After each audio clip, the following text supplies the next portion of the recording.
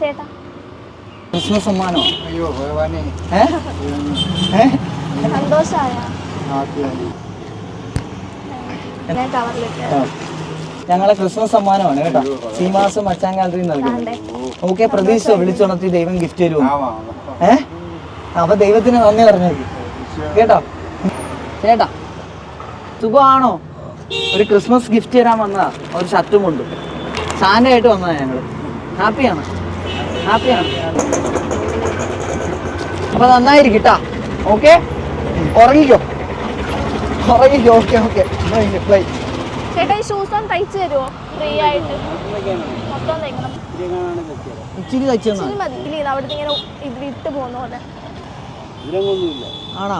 എന്നാലേ ഞങ്ങള് ക്രിസ്മസ് സമ്മാനം തരാൻ വന്നതാ ചേട്ടാ.